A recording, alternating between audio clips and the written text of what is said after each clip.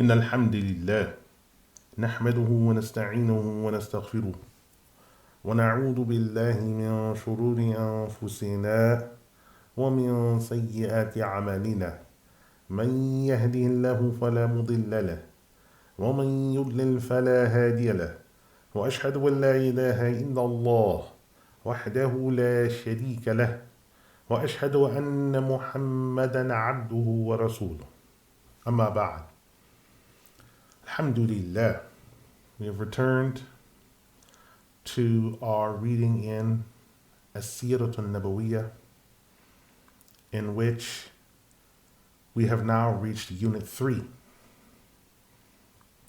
And so the Imam Abdul Malik ibn Hisham al-Basri rahimahullah wa radiah, he begins by saying, quote, ذكر نسب الأنصار, Unit 3, the lineage of the Ansar of Al-Madinah.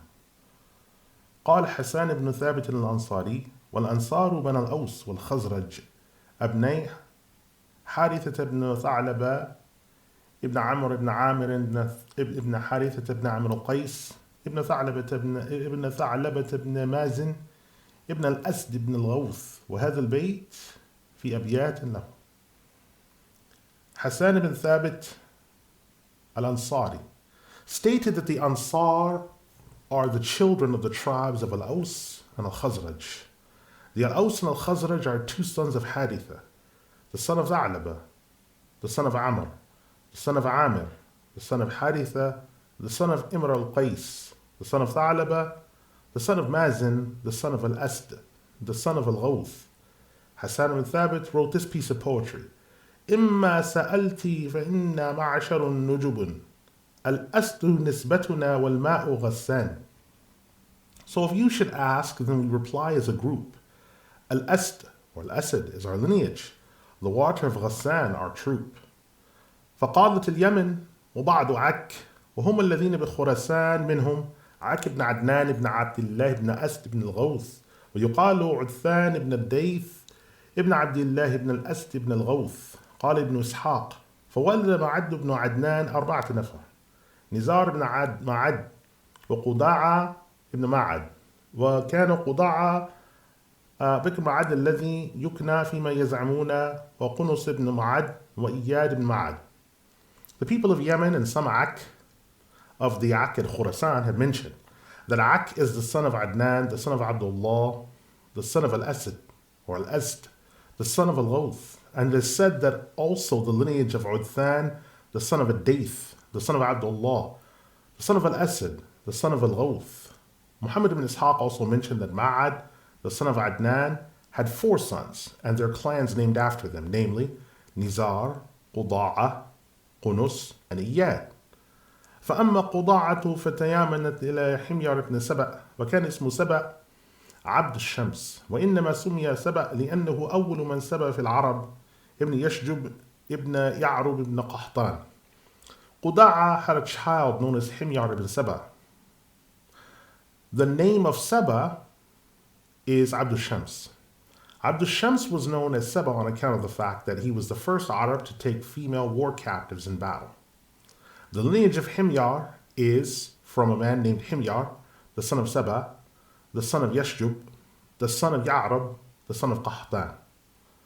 قال ابن هشام فقالت اليمن وقضاعة قضاعة بن مالك بن حميار وقال عمرو بن مرة الجهني والجهينة بن يزيد جهينة بن زيد بن ليث بن سود بن أسلم بن الحاف بن قضاعة.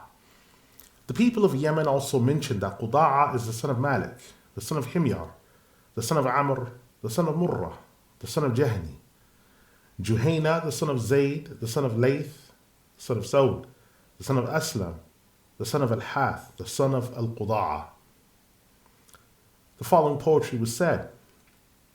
نحن بنو الشيخ الهجام الأزهر قضاعة بن مالك بن حميار النسب المعروف غير منكر في الحجر المنقوش تحت المنبر. We are the children of the Sheikh of Hijam, the Azhar. Quda'a, the son of Malik, the son of Himyar. This is well-known lineage, not denied by all or each, in the well-laid chamber under the place of speech. قنص بن معد ونسب النعمان بن المنذر قال ابن إسحاق وأما قنص بن معد فهلكت بقيتهم فيما يزعم نساب معد وكان منهم النعمان بن المنذر ملك الحيرة. قال ابن إسحاق حدثني محمد بن مسلم بن عبيد الله بن شهاب الزهري أن النعمان بن المنذر كان من ولد قنص بن معد. قال ابن هشام ويقال قنص. Ibn Ishaq explained that the clan of Qunus, or sometimes pronounced Qanas, the son of Ma'ad, died out. But there was a great man from them known as An-Nu'man ibn al-Munzir, the king of Al-Hayra. Ibn Ishaq declared, it was narrated to me by Muhammad ibn Muslim, ibn Ubaydullah, ibn Shihab al-Zuhri, radiyallahu anhu, who said that An-Nu'man ibn al-Munzir was from the family of Qunus, the son of Ma'ad. قال ابن إسحاق وحدثني يعقوب بن عتبة بن المغيرة بن الأخنس عن شيخ من الأنصار من بني زريق أنه حدثه أن عمر بن الخطاب رضي الله عنه حين أتي بالسيف النعمان بن المنذر. Ibn Ishaq went on to narrate, it was narrated to me by Ya'qub ibn Utbah ibn al-Mughira ibn al-Akhnas that there was a sheikh from the Ansar from the tribe of Ruzayq that mentioned that Umar ibn al-Khattab radiallahu anhu was brought a sword of a Nu'man ibn al-Munzir. دعا جبير بن مطعم بن عدي بن نوفل بن عبد مناف بن قصي وكان جمير من أنسب قريش لقريش وللعرب قاطبة. Umar then called on Jubair, who was the son of Mut'im, the son of Adi, the son of Nofal, the son of Abdul Manaf, the son of Qusay, who was one of the most knowledgeable of the Quraysh, about the Quraysh, and also the most knowledgeable of the lineage of the Arabs. وكان يقول, and he used to say, إنما أخذت النسب من أبي بكر بن الصديق رضي الله عنه وكان أبو بكر بن الصديق أنسب العرب. He used to say that he took his knowledge in genealogy. Jubair ibn Mut'im used to say that he took his knowledge of genealogy from Abu Bakr as-Siddiq radiallahu anhu, and that Abu Bakr was the most knowledgeable person about the lineage of the Arabs. فصلحه إياه ثم قال ممن كان يا جبير النعمان بن المنذر فقال كان من أشلاء قنص بن معد.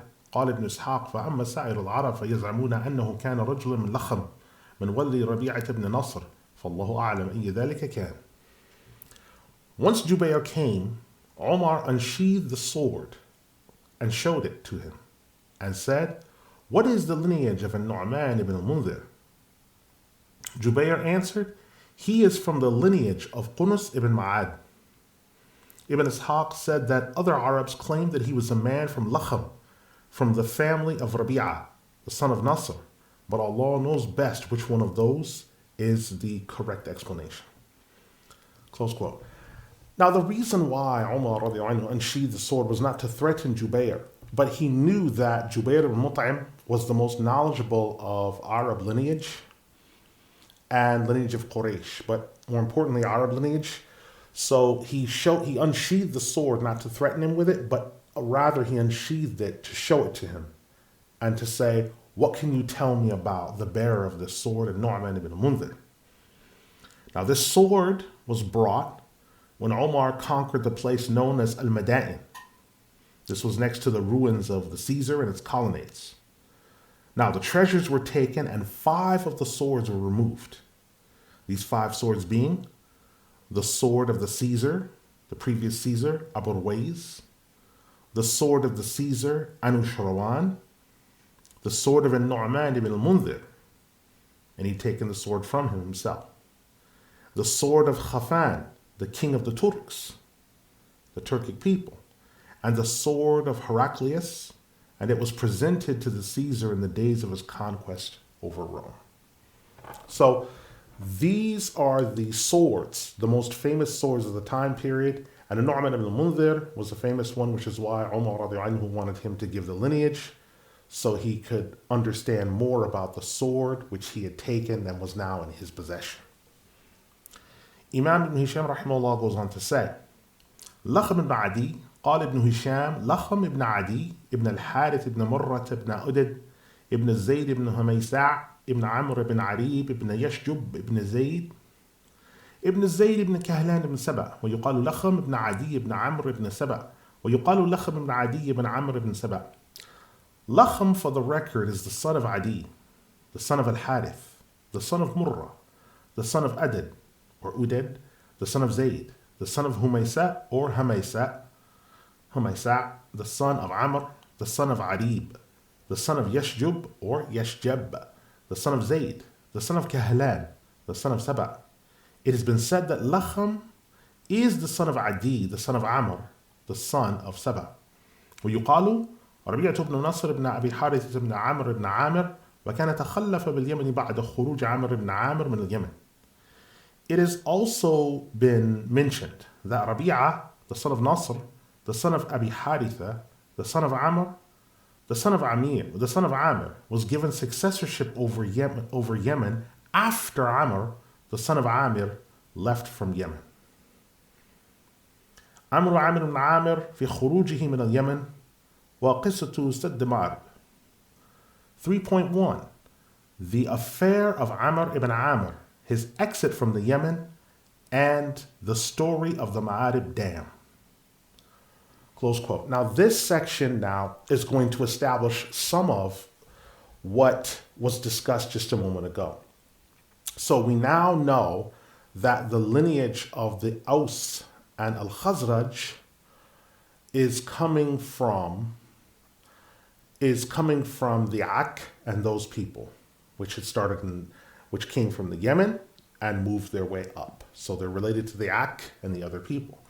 As for Amr ibn Amir, this is tied to the previous discussion because the Imam mentioned, it's been mentioned that Rabi'ah, the son of Nasr, who was the son of Abi Haritha, the son of Amr ibn Amir. So Amr ibn Amir was there, and Rabi'ah ibn Nasr, or Rabi'ah the son of Nasr, he became the ruler over Yemen after Amr ibn Amir left. So we're now going to look at why did he leave Yemen to where it was picked up by Rabi'ah ibn Nasr? Why was it picked up by him? Why did it go to him and not his other son? Because Amr ibn Amir is the grandfather. So why did Amr ibn Amir pick up and leave from Yemen, and then the successorship of Yemen passes to Rabi'ah ibn Nasr, the son of Nasr? What happened? Why did it happen? And why did things shape up the way that they did? So we now come to this where the Imam Ibn Hisham rahimahullah, he says, quote, وكان سبب خروج عمرو بن عامر من اليمن فيما حدثني أبو زيد الأنصاري أنه رأى جرذا يحفر في سد المعرب الذين كان يحبس عليهم الماء فيصرفونه حين شاءوا من أرضهم فعلم أنه لا بقاء للسد على ذلك. Amr ibn Amir left from Yemen, and the reason for this was that he saw a rat digging a trench at the dam of Ma'arib, which released upon them the water. So they turned away from the land after the dam burst and left their land. And there was nothing left of the dam after its bursting its own barrier. فَعَتَزْمَ عَلَى نُقْلَ مِنَ الْيَمَنِ. So they sought their way out of Yemen. فَكَادَ قومه فأمر أصغر ولده إذا أغلظ له ولطمه أن يقوم إليه فيلطمه. And his people almost did not go with him. Instead, they plotted against him.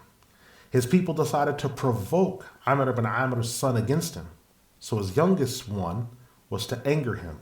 And when that happened, he would slap his father. So then the time came. ففعل ابنه ما أمره به. So his father, so the boy did as he was told. فقال عمر لا أقيم بلدا لطم وجهي فيه أصغر ولدي.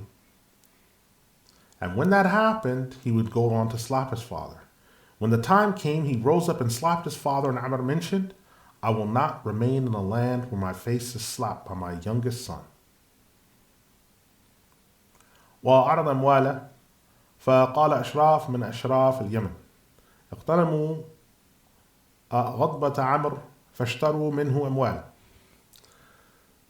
And he sought his wealth. The young son sought his wealth. And he said, the most noble of the noble is from Yemen. Suffice the anger of Amr. So purchase from him his wealth.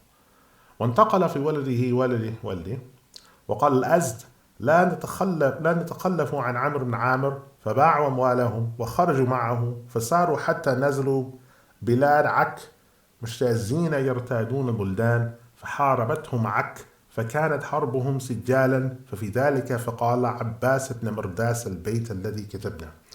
So he went away from his son and the son of his son.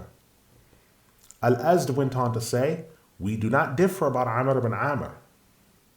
So they sold their wealth and left with Amr ibn Amir, those in agreement with him. They traveled until they came down to the dwellings of Ak, and they were prevented from passing by the land in safety. They were not given passage. The Ak fought them, and this war is well known in history as we quoted from the poetry of Abbas ibn Mirdas.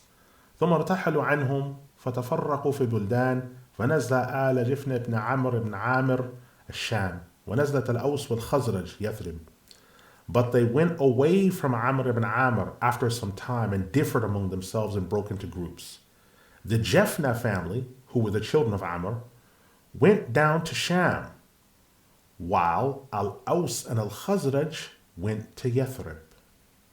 ونزل خزاعة مرة ونزلت أزد الصراء ونزلت أزد عمان ثم أرسل الله تعالى على سد السيل فهدمه ففيه أنزل الله تبارك وتعالى على رسوله محمد صلى الله عليه وسلم. Khuza'a went to Mur, and Azd traveled to Sirah and also to Oman. Allah sent a flood against the dam of As-Sayl and destroyed it.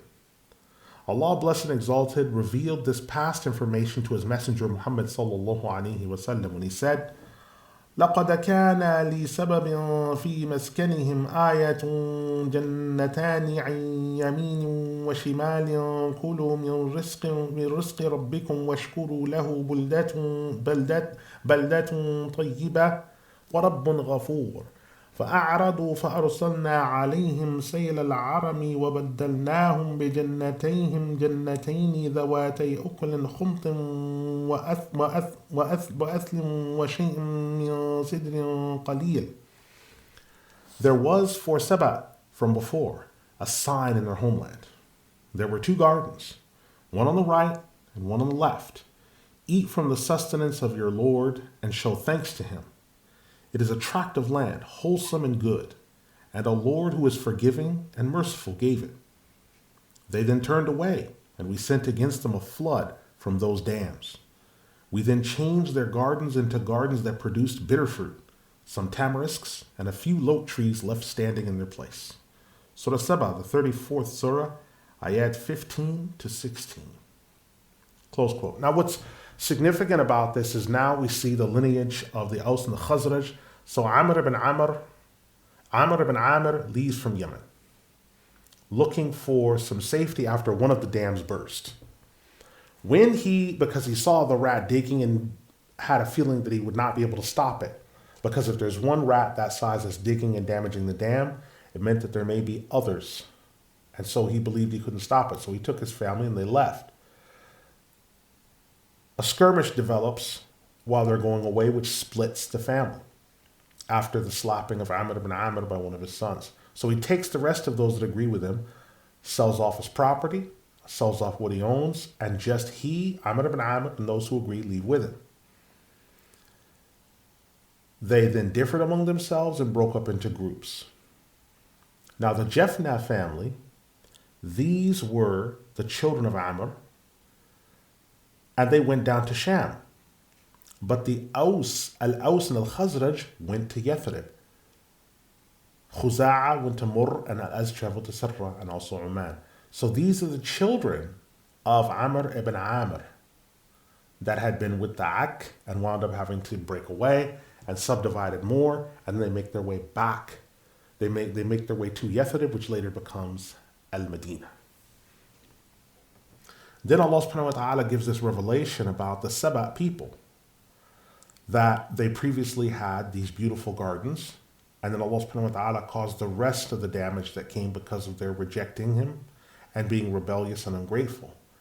And so the rest of what Amr ibn Amir saw came to pass, which was all of the rest of the dams burst. So Surah Saba is a great surah for history in terms of understanding old Arab history, what took place, what came to pass. Now, the Imam ibn Hisham rahimahullah goes on to say, quote, وَالْعَرِمْ السَّدْ وَاحِدَةُ وَعَرِمَةُ. So the word arim is a word for a dam. It's in the plural. While one of them is pronounced arima. فيما حدثني أبو عبيدة. And this was mentioned to me narrated to us by Abu Ubaidah. قال الأعشى. The poet Al-Asha said, and his name is A'sha ibn Qais ibn Tha'labat ibn Ukaba ibn Sa'ab ibn Ali ibn Bakr ibn Wa'il ibn Himba ibn Afsa ibn Judaylat ibn Asad ibn Rabi'at ibn Nizar ibn Ma'ad. قال ابن هشام ويقال أفصى بن دعمي ابن جديلة واسم الأعشى ميمون بن قيس بن جندل بن شراحيل بن عوف ابن سعد ابن ضبيعة ابن قيس ابن ثعلبة. There was a great scholar and poet by the name of Al-Asha who uttered some poetry. His name is stated to be A'sha, the son of Qais, the son of Tha'laba, the son of Ukayna, the son of Sa'ab, the son of Ali, the son of Bakr, the son of Wa'il, the son of Hanb or Hanab, the son of Afsa, the son of Judayla, the son of Asad, the son of Rabi'ah, the son of Nizar, the son of Ma'ad. Some say that his full name is coming from Afsa, the son of Du'imi, son of Judayla. But the name Al-A'sha, his name is actually Maymun ibn Qais, and his true lineage is he's the son of Jandal, the son of Sharahiyah, the son of Urf, the son of Sa'ad, the son of Dubay'ah, the son of Qais, the son of Tha'laba. Al-A'sha was witness to these events and said of this incident with the dam bursting. Close quote. Now, this portion, so Al-A'sha was witness to some of the events regarding the rest of the dams bursting and the destruction that came to pass. And so he narrates this in the way that, and this is a distinction, is the English language is a language of theater, and often the visual arts in theater. But Arabic is a language of poetry and rhyming. And so much of the history is contained in rhyming couplets, whether it's written down or otherwise. Most of the poetry is contained. And so when the Arabs were brought back to this path of Islam, they also carried that poetic meter with them. So books of fiqh were composed often to make it easy to memorize in a poetic meter. Books of grammar, books of syntax, composed in the form of poetry. Books of even Sirah. So any science in Islam that you find, at some point you'll find that there have been people that have reduced these huge tomes into a poetic meter that's easy to work out, so it's easy for someone to memorize and then carry vast amounts of knowledge with them in a very small and tiny text. That makes it very accessible and also very convenient. Because when the texts don't rhyme or whatever else, it makes it a little bit difficult to memorize it and carry it with you. And 70% of learning is by rote. And so because 70% of learning is by rote, the easier you make it to memorize, the better it is for everyone, and this can be passed on without thinking. I'd say the closest ones to the Arabs in terms of having things handed down through poetry, I'd probably say was the Greeks. Homer's Iliad often rhymes and is made to rhyme so that it can be memorized and handed down. And this would also explain why, when the Great Translation period happened under the Ban al-Abbas, why the Arabs became very big admirers of the Greeks, because it wasn't necessarily their culture or religion, because they were not Muslim, but it was their poetry. And because the Arabs did not go through the classical period as an entire group of people, there were individual Arabs like Philip the Arab and others that were students of the classical period, but for the most part, the Arabs did not go through as a people the classical period. So when they came to find these classical works through translations through Arab Christians that spoke Greek or others that had studied the great classics, the Arabs were very impressed by the poetry, the meter, and other things like this. So we'll turn back to the poetry of Al-A'sha, where he says of the dams, he says, quote, وفي ذاك للمؤتسى أسرة ومآرب وعفى عليها العرب. And for the one who has eyes, let him take heed. Ma'arab was washed over by the dam of Al-Aram indeed. رخام بنته لهم حمير إذا جاء معوره لم يرب. The marble was built for them by the Himyar. When the floodwaters came, nothing held it back, near or far. فأروى الزروع وأعنابها على ساعة ماؤهم إذ قسم. The grapes were the crop that could be seen by all, far and wide. When the waters washed over, the land was left in divide. فصاروا أيادي ما يقدرون منه على شرب طفل فطم. They quickly took hold of what they were able of what was left over, to quench the thirst of any child newborn from its breastfeeding mother. وهذه الأبيات في قصيد له وقال أمية بن أبي الصلت الثقفي. And this poetry assuredly was composed by him.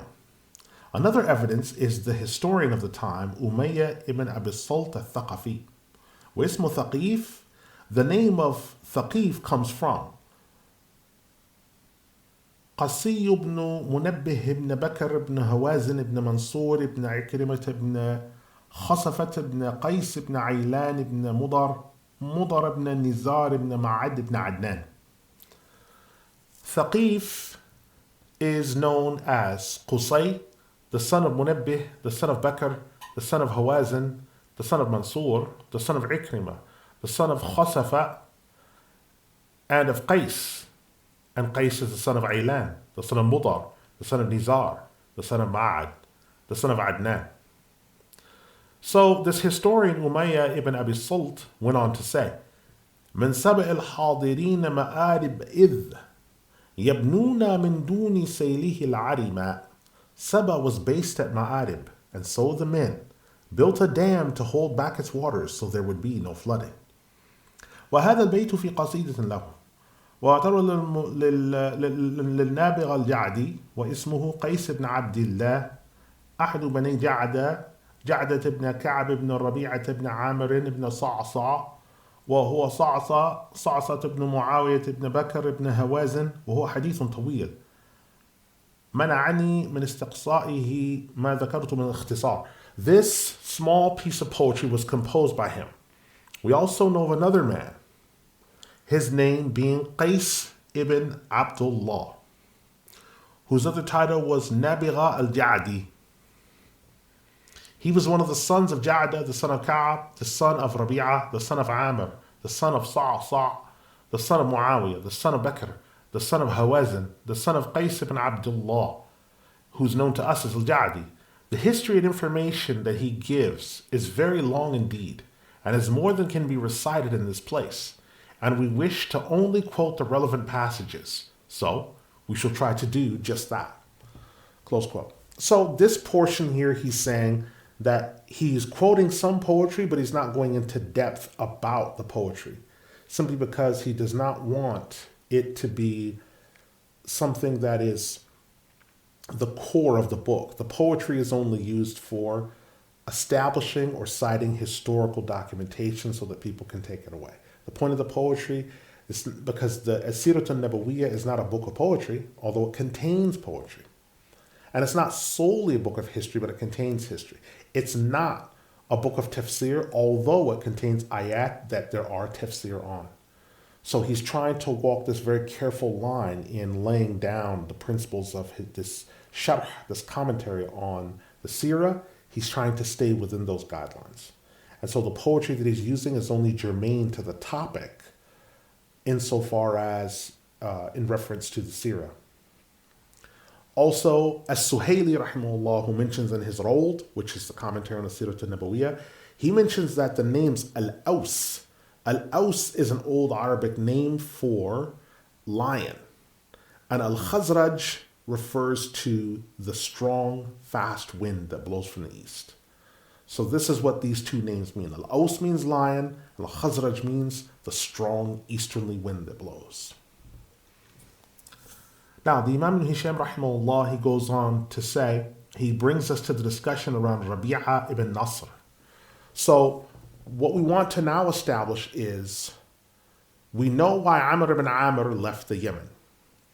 He saw the big rat that was digging at the base of one of the dams and knew that eventually the whole thing would be destroyed. He took it as an omen. So he takes his family with him, but one of them, they want his wealth. And so his people start plotting against him. And so they rouse his youngest son to slap him in the face so that he might leave his wealth behind, because they know that he might cut his son off because of this show of disrespect, which he winds up doing. So he only takes those that agree with him and decide to follow him out of the Yemen. And those that follow him out of the Yemen area where he is into a new area are his most staunch people in loyalty to him. The rest that were left behind, who just wanted the wealth and what he had, they're destroyed. They're destroyed. He then comes to the Ak, and the Ak go to war with them because it's a territorial issue. After the territorial battles, then they settle in different areas. The family divides into further sub-tribes, and they fan out to different areas. So one of the areas they fan out to is Yathrib. And this is the origin of the Al-Aws and Al-Khazraj. Then they fan out to Sham, some of them, and some of them fan out to other areas. Now, in the aftermath of the destruction of the Ma'arib Dam and what happened in the local area, the Sabah's damage, the aftermath of that comes Rabi ibn Nasr. And Rabi ibn Nasr, like his predecessor, Amr ibn Amir, comes from a line called the Tubba line. They're called the Tubba people, the people he comes from. And the people that he comes from, Amr ibn Amir, Rabi ibn Nasr, all the way to the end of that line, those people are known as the Tubba. Now I want to give some tafsir because the Tubba people are mentioned in the Qur'an in two very important places. One is where Allah subhanahu wa ta'ala mentions in Surah Al-Dukhan, the 44th surah, ayat 37. أَهُمْ خَيْرٌ أَمْ قَوْمُ تُبَّعٍ وَالَّذِينَ مِنْ قَبْلِهِمْ أَهْلَكْنَاهُمْ إِنَّهُمْ كَانُوا مُجْرِمِينَ.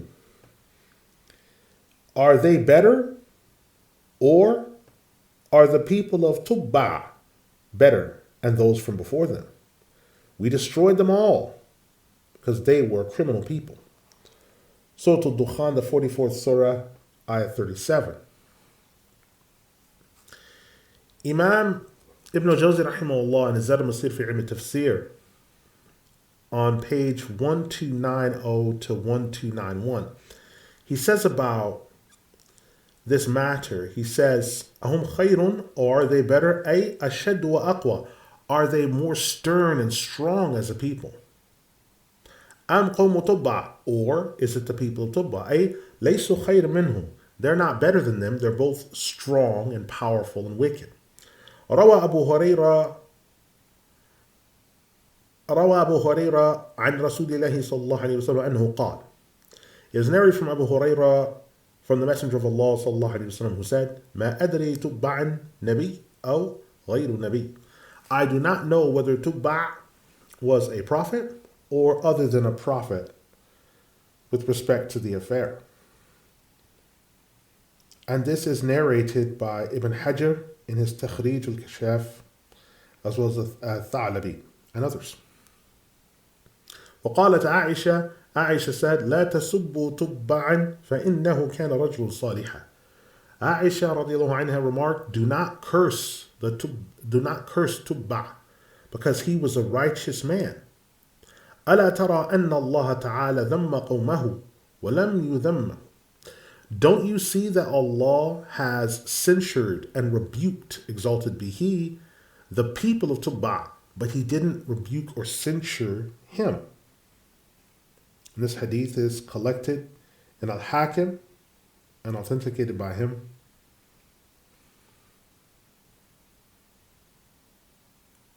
وقال وهب, and Wahab said, أسلم تبع ولم يسلم قومه. Wahab al-Munabbih said, Tubba entered Islam, but his people did not. فَلِذَلِكَ ذُكِرَ قَوْمُهُ وَلَمْ يُذْكَرْ. And because of that, his people are referred to. قَوْمُ تُبَّعَ, but he's not referred to in an evil light. وَذَكَرَ بَعْضُ مُفَسِّرِينَ أَنَّ كَانَ يَعْبُدُ النَّارِ.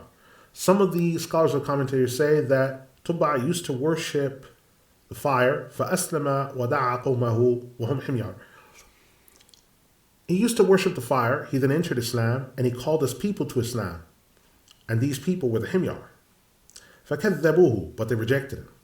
فَأَمَّا تَسْمِيَتُهُ تُبَّعَ, with respect to his use of the word, the use of the word Tubba for him. فَقَالَ Abu Ubaidah said, كُلُّ مَلَكٍ مِّن مُلُوكِ الْيَمَنِ كَانُوا يُسَمَّى تُبَّعًا. It used to be the case that the kings of Yemen all were given the title Tubba, لِأَنَّهُ يَتْبَعُ صَاحِبُهُ, because the companion of the king or the people followed after him. And so because of that, they were called the Tubba. فَمَوْضُعُ التُّبَّعِ فِي الْجَاهِلِيَّةِ مَوْضِعُ الْخَلِيفَةِ فِي الْإِسْلَامِ. And the use of the expression Tubba in Jahiliyyah had around the same general meaning as the word the Khalifa in Islam. وقال Muqatil said, إنما سمي تبعا لكثرة أتباعه. He was also called Tubba, which means the followed one, because of the huge amount of his followers. واسمه, and the most grand of the Tubba, his name was Malkaykarib. His name was Malkaykarib. إنما ذكر قوم تبع لأنهم كانوا أقرب في الهلاك إلى كفار قريش إلى كفار مكة من غيرهم. And the people of Tubba were only mentioned in that ayah, we see, because they were the nearest people chronologically to the unbelievers of Mecca from besides themselves, and they had a near destruction coming to them as the people of Mecca had coming to them. In addition to this, so from this quote from Imam al-Jawzi rahimahullah, there's also another quote from Imam Imaduddin ibn Kathir rahimahullah in his Tafsir al-Qur'an al-Azim, in which he said, قال عماد الدين بن كثير رحمه الله وارضاه وكأنه والله أعلم كان كافرا ثم أسلم وتابع دين الكلمة على يد من كان من أحبار يهود في ذلك الزمان على الحق قبل بعثة المسيح عليه السلام. It is as if Allah knows best that Tubba used to be a kafir, then he entered Islam, and he followed the religion of the one who spoke directly to Allah, namely the Prophet Musa alayhi salam, at the hand of some of those rabbis of the Jews in that time, who some of those rabbis were upon the truth before the sending of the Messiah. وحج البيت, he made hajj to the house, في زمن الجرهميين, and this was in the time of the Jurhum people, وكساه الملأ, and he covered it with a covering, والوصائل من حرير, and curtains of silk, والحبر, and other red cloths of Yemen, ونحو عنده 6,000 بدنة, and he also والنحر عنده 6,000 بدنة, and he also had slaughtered some 6,000 2-year-old sheep in the environs of the Kaaba as respect for. وعظمه وأكرمه ثم عاد اليمن, and he showed respect to the Kaaba, honored it, and then returned to Yemen. Close quote. So that is the reference to the Tubba, the first one bearing that title. And the Tubba, his name is Abu Karb As'ad ibn Malkaykarib. So this was his name. There is another place where the Tubba people are mentioned, and this is in Surah Qaf, the 50th Surah. This is Surah Qaf, the 50th Surah, and it is ayah number 14, where Allah subhanahu wa ta'ala says, وَأَصْحَابُ الْأَيْكَةِ وَقَوْمُ تُبَّعٍ كُلٌّ كَذَّبَ الرُّسُلَ فَحَقَّ وَعِيدٍ. And so, out of the destroyed peoples that denied the truth from before and their messengers, remember the destroyed nations, the people of the Aka, and also the people of Tubba. Each one of these denied the messengers, and they denied the threat to come to them. So, these ayat and the tafsir is similar. Tafsir is similar in Imam al-Jawzi's Zad al-Masir fi ilm al-Tafsir, and also Tafsir al-Qur'an al-Azim by Imam Imaduddin al-Kathir rahimahullah. We see that there's a continuity between them, because Imam al-Jawzi rahimahullah dies 597 Hijri, and Imam Imaduddin al-Kathir dies 774 Hijri rahimahullah. There's continuity between them because they are quoting the same sourcing and texts and evidences, inshallah, that are going to give us a picture of the truth of this affair. Now I want to read one thing about Rabi'a ibn Nasr, or Rabi'a the son of Nasr, who is the successor of Amr ibn Amir. So now, from what we've gone through with the lineages and where each group came from, we know where the Arabs of Mecca are coming from, although their history we're going to come to a little bit later. We know where the Arabs of the Yathrib and other environments around Arabiya came from. And now we're looking at the successorship of Yemen, and we know why Amr ibn Amir left, and then why the grandson Rabi'a ibn Nasr, why he's coming into frame and why this is important, right? Or the great-grandson, right, through his lineage. So I'm saying grandson in the sense of he's several links down him, but why he was chosen and not the other for successorship. So this is a very important portion. So we just want to read this point, which is 3.2. The Imam Abdul Malik ibn Hisham rahimahullah, he says, quote, حديث ربيعة بن ناصر ورؤياه وخبر شق وسطيح الكاهنين. 3.2, Unit 3, Chapter 2. Discussion around Rabi'a ibn Nasr, his dream, and the news of the two diviners called the Shiqq and the Satih. رؤيا ربيعة قال ابن إسحاق وكان ربيعة بن ناصر ملك اليمن من أضعاف ملوك الطبابعة فرأى رؤيا هالته ففضع بها فلم يدع كاهنا ولا ساحرا ولا عارفا ولا عائفا ولا منجما من أهل مملكته إلا جمعه إليه فقال لهم إني قد رأيت رؤيا هالتني ففضعت بها فأخبروني بها وبتأويلها. Rabi'a, the son of Nasr, was the king of Yemen from a long line of successive kings that had come before, called the Tubba line. He saw a vision that scared him, and he was frightened by what he saw. He decided to gather to himself every diviner, magician, numerologist, astrologer from the people of his kingdom. He said to them, I've seen a vision that has disturbed me greatly, and I'm frightened by what I saw. You are to tell me the vision I saw, and then inform me what it means. قالوا له اقصصها علينا نخبرك بتأويلها قال إني إن أخبرتكم بها لم أطمئن إلى خبركم عن تأويلها فإنه لا يعرف تأويلها إلا من عرفها قبل أن أخبره بها فقال له رجل منهم فإن كان الملك يريد هذا فليبعث إلى سطيح وشق فإنه ليس أحد أعلم منهما فهما يخبرانه بما سأله عنه. The gathering of people said, could you tell us what it is first? Then we can inform you of what the dream or vision means. The king refused by saying, if I tell you about the vision, I will not feel complete trust in your explanation. I've therefore decided that only someone who knows the actual vision and its contents can tell me its meaning. So I will not tell you. Someone must be able to tell me the vision before I tell him anything about it. One man suggested, if the king would like, I can have someone dispatched to go and speak to a Satih or a Shiqq. There is no one here more knowledgeable than these two. They will inform him of what it means. واسم السطيح ربيع ربيعة بن مسعود بن مازن بن ذئب بن عدي بن مازن غسان وشق أو شق هو شق بن صعب ابن يشكر ابن رهم ابن أفرك ابن قصر ابن عقبر ibn Anmar ibn Nizar wa Anmar Abu Bujaylah wa Khath'am. The Satih, his name is Rabi', the son of Rabi'ah, the son of Mas'ud, the son of Mazin, the son of Dhi'b, the son of Adi, the son of Mazin Ghassan.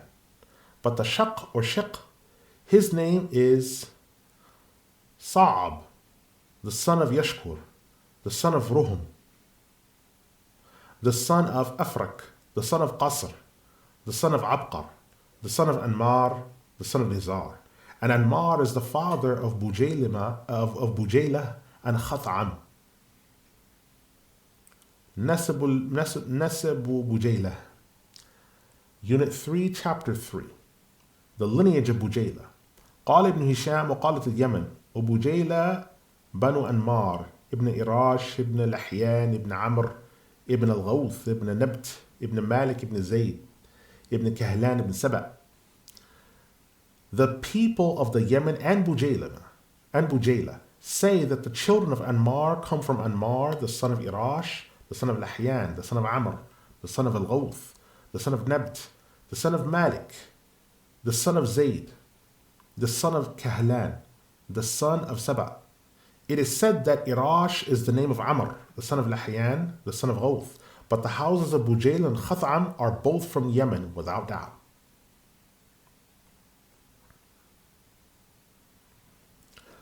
قال ابن إسحاق فبعث إليهما فقدم عليه سطيح قبل الشق فقال له إني رأيت رؤيا هالتني ففزعت بها فأخبرني بها فإنك إن أصبتها أصبت تأويلها.